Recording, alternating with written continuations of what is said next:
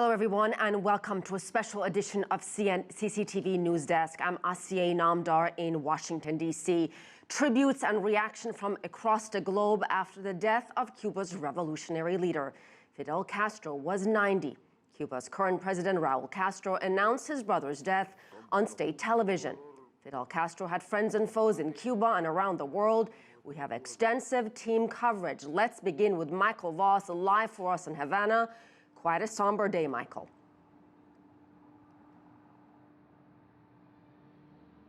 It is a somber day. In many ways, though, Asia, this didn't come as a great surprise. Fidel Castro had been ill for 10 years and was becoming increasingly frail. Although almost everyone I've spoken to on Saturday has expressed shock at the news and a great deal of sadness. Hundreds of students gathered on the steps of Havana University on Saturday morning, many wearing black T-shirts. And chanting "Fidel, Fidel." It was an emotional event. Some were in tears following news that the 90-year-old former leader of Cuba's revolution had died. We woke up with the news, and in these circumstances, we must continue to struggle and to resist, because we must be faithful to him. Fidel is in all of us. He didn't die. He's in the air that we breathe, our heaven. Thanks to him, we are here, and he will always be with us. There was no advance notice that Fidel's health had deteriorated further. It was his younger brother, President Raul Castro, who broke the news late at night on state television, announcing that Fidel Castro had died at 10:29 p.m. on Friday and would be cremated on Saturday, thus marking the end of one of the iconic revolutionary figures of the 20th century.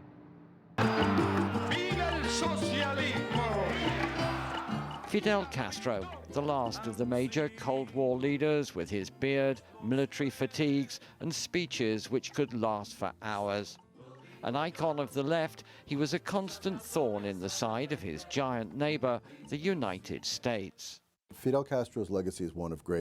Some will see it as evil, some will see it as good, some will see it in between, but he was certainly a very large figure who put Cuba on a map in a way that hasn't been on the map before.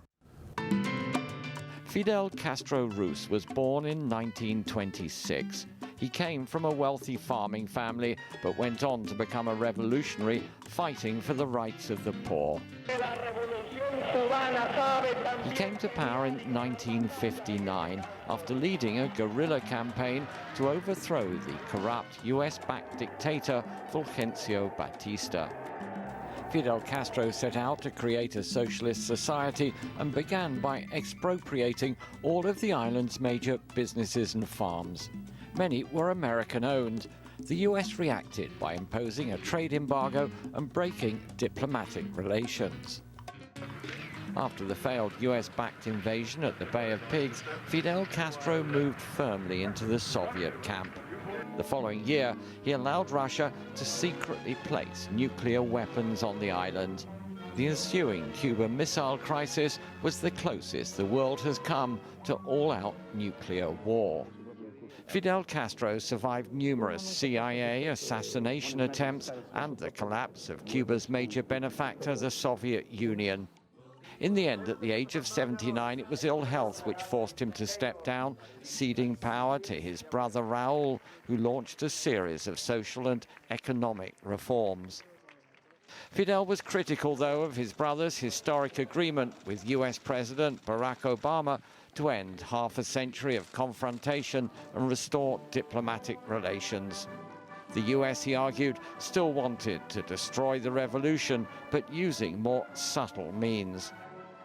In a rare public appearance in May 2016, 89-year-old Fidel Castro gave a valedictory speech to the Communist Party Congress, acknowledging his mortality but confident his legacy would last long after he had died.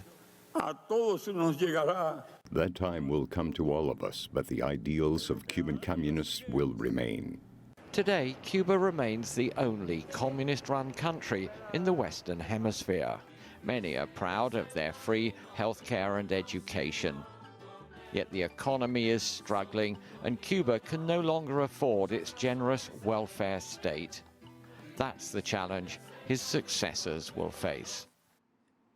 Michael, Cuba has declared 9 days of public mourning. Any other announcements beyond that?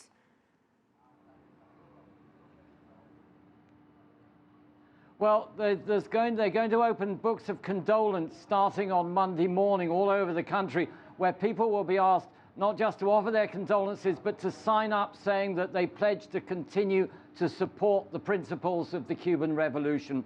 On Tuesday evening, there will be a mass rally in Revolution Square.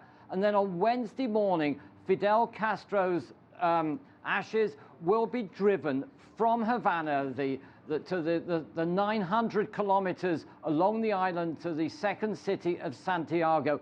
It will follow the exact same route in reverse that Fidel Castro took on his victory march from when 1959, when he finally overthrew Batista, and then he spent a week traveling with all his revolutionary fighters to the capital. That will be in reverse. And then on Sunday, the following Sunday, he will be buried at the main cemetery in Santiago. All right, CCTV's Michael Voss live for us in Havana.